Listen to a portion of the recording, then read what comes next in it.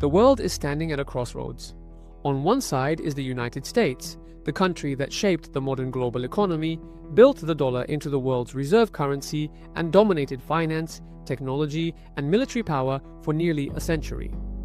On the other side is China, a nation that, just 40 years ago, was largely poor, inward-looking, and dependent on agriculture, but today stands as the world's manufacturing giant and America's biggest economic rival.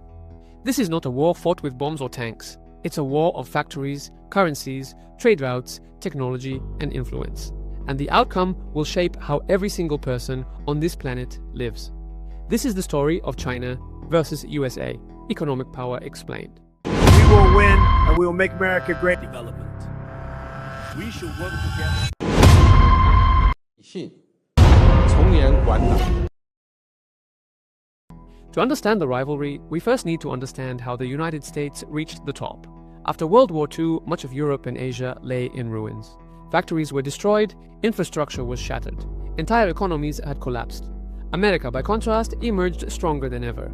Its factories were intact, its workforce was productive, its financial system was stable. The US didn't just rebuild the world, it designed it. The Bretton Woods system made the US dollar the center of global trade. Countries held dollars as reserves. Oil was priced in dollars. International loans were issued in dollars.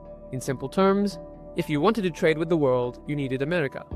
This gave the US enormous advantages.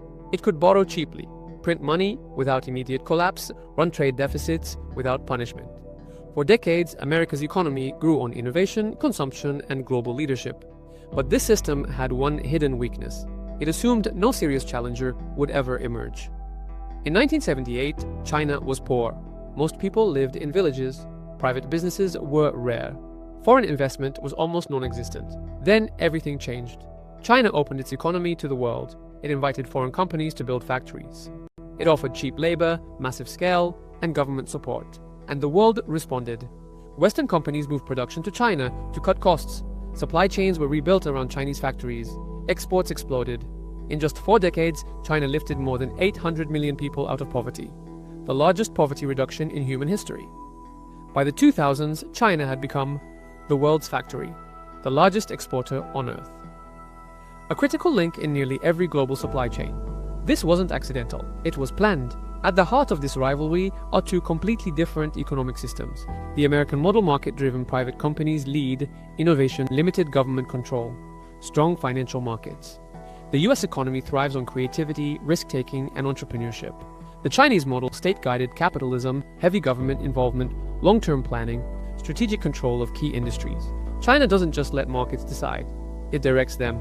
The government decides which sectors matter most, like semiconductors, AI, electric vehicles, and renewable energy, and then floods them with support. Both models work, but they work very differently. And that difference is now causing friction. By traditional measures, the United States still has the largest economy in the world. Measured in nominal GDP, USA, roughly $26 trillion, while China, roughly $18 trillion. America remains number 1. But that headline hides a deeper story. When measured by purchasing power parity, which accounts for cost of living, China's economy is already larger. China can produce more goods, more infrastructure, and more industrial output per dollar than the US. This is why China can build cities, railways, and factories at a speed America simply can't match. Economic size depends on how you measure it, and both sides use the metric that favors them. Manufacturing is where the difference becomes impossible to ignore. China produces more than the next several countries combined. It dominates electronics, machinery, steel chemicals, consumer goods. The US, meanwhile, shifted toward services, finance, technology, entertainment. This made America richer, but also more dependent. When supply chains break, America feels it immediately. The COVID pandemic exposed this weakness. Suddenly, the US realized it relied on China for medical equipment, pharmaceuticals, electronics, industrial components. That was a wake-up call. Despite China's rise, the US still dominates one crucial area: cutting-edge technology. America leads in advanced semiconductors. Software, cloud computing, high-end AI, research companies like Apple, Microsoft, Nvidia, Google, and Amazon still shape the global tech landscape. China is catching up fast, but not fully there yet. This is why semiconductors became the center of the economic war. The US knows that if China controls advanced chips, the balance of power shifts permanently. So America moved to block it. The US restricted China's access to advanced chip-making machines, high-end processors, critical semiconductor technology. The goal was simple: slow China down, but China didn't stop. Instead, it doubled down.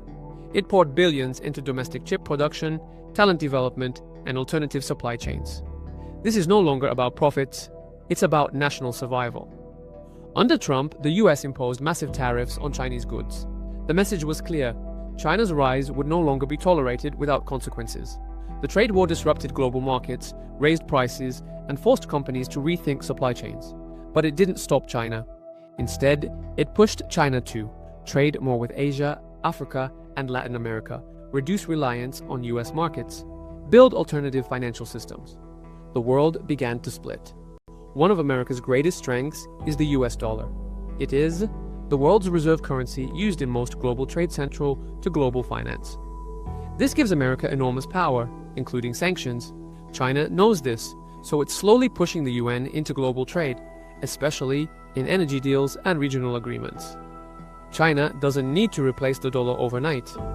It just needs to reduce dependence. Even a small shift could weaken America's advantage.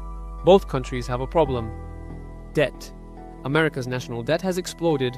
China's property sector is drowning in loans. The difference is transparency. America's debt is public and global. China's debt is often hidden inside state-owned enterprises and local governments. Both systems are under strain. Neither has an easy solution. China faces a serious challenge that money alone cannot fix. Its population is aging fast. Fewer young workers, more retirees, rising healthcare costs. The US, by contrast, benefits from immigration and a more balanced demographic structure. Over decades, this matters. Economic power isn't just about factories, it's about people. The honest answer? Neither, and both. America still leads in finance innovation, military economic integration, global cultural influence. China leads in manufacturing infrastructure, supply chain control, long-term strategic planning. This is not a race with a finish line, it's a prolonged struggle. The real question isn't who wins, it's how the world adapts. Will the future be US-led and market-driven, China-centered and state-guided, or split into competing economic blocs?